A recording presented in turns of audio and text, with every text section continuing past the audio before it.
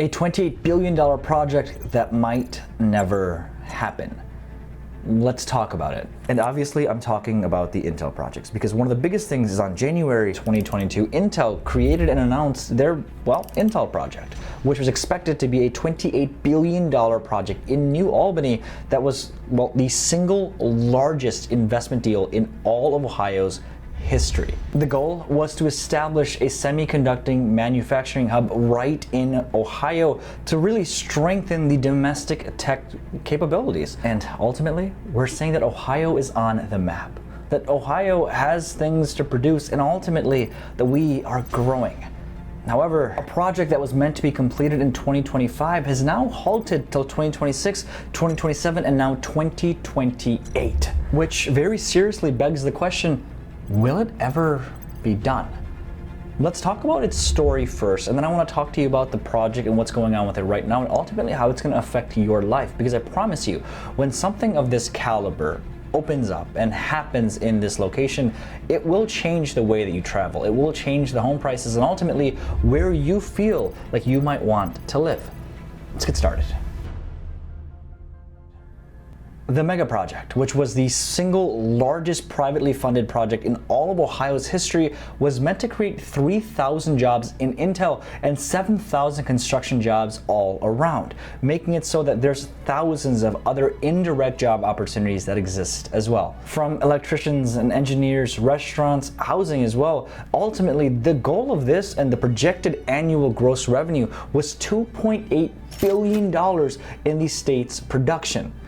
Whoa. And what made this even more promising was that Intel pledged $100 million towards partnerships with educational institutions to build a pipeline of talent for people to obviously work there and in that region. Now, you might be thinking, where exactly is this going to happen? Well, according to this map right here, the New Albany construction is right there next to Route 62. Obviously, local transportation and the improvement of that is going to be vital. With all the material that's coming and all the people that are coming with it, you want to make sure the transportation process is as smooth as possible. And it's not just that. The New Albany International Business Park's expansion project is also happening to make sure that everything runs smoothly. Now, this is going to take a couple of years, and it's not just going to be 1, 2, or 3, but looking at this graph here and this timeline, this is what we're seeing from the letters and the correspondence of those letters for the year that it's going to happen. All right, here's what I mean. What I'm saying is it's going to take a few years, obviously. In all the letters, the A to G, it's going to take from 2022 to 2024, that time frame, and then from J to L, it's projected to finish in 2027. So it's just the correspondence for the timeline. And on top of that, Governor Mike DeWine has actually committed an extra $90 million for transportation improvements. We can see it here on the graph as well. Most of the investments will fund projects on local roadways like Delaware, Franklin's, Lincoln counties. So the projects, the entire idea is to ensure that traversing and the network between these places is all as smooth as stone. And ultimately, again, we can see here for the construction timeline and the projects, with October 21st and November 10 being the Miller Road. Spring till fall of 2024 is the superload deliveries. Through 2025 of March is the Morse Mink geotechnical investigations. And then October through December is just external work hours to make it so that everything can be as smooth as possible. Now, you might be thinking, what specifically is taking so long? Very simply put, I think human error.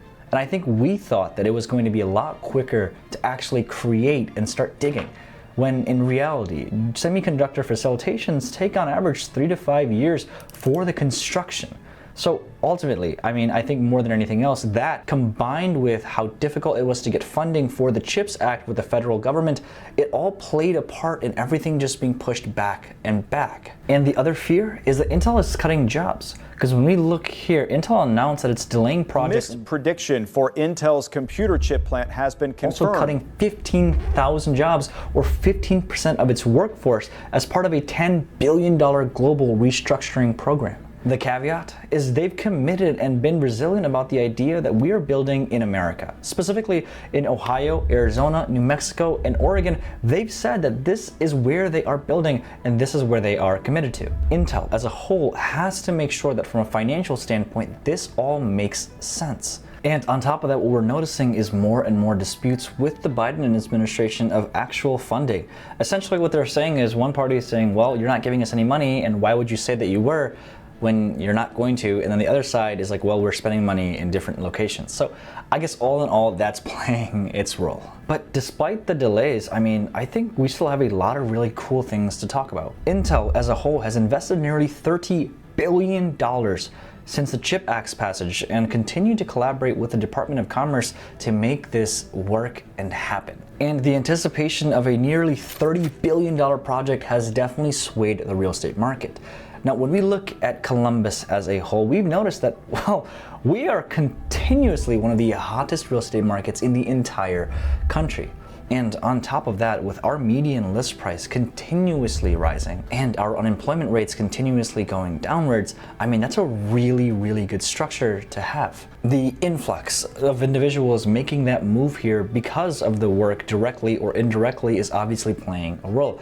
And if you are someone that's working in Intel, first and foremost, thank you. Second of us, give us a call, shoot us a text. Our team, that's what we do, is help people get into homes. But with that being said, let's also look specifically in New Albany, because that's kind of where this is being affected the most. With a population size of just around 11,000 people and an average home price of just around $1 million, New Albany has absolutely skyrocketed. In fact, it's, well, up there with Upper Arlington and Dublin, and even more expensive than specific locations. So when you think about what this specific entity is doing for the home prices, it's driving it up super fast. But when we think about just living there and think about traffic and congestion, it's gonna get bad, right? We talked about I-70, I-71 and how those traffics absolutely suck.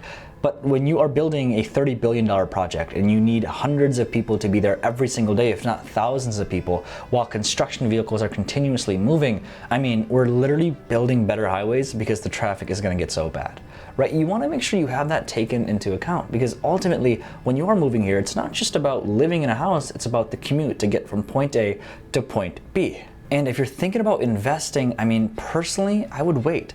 I would look at different areas that are, well, more up and coming, maybe Franklinton's. Even parts of Dublin that are still on the cheaper side are definitely my go-to.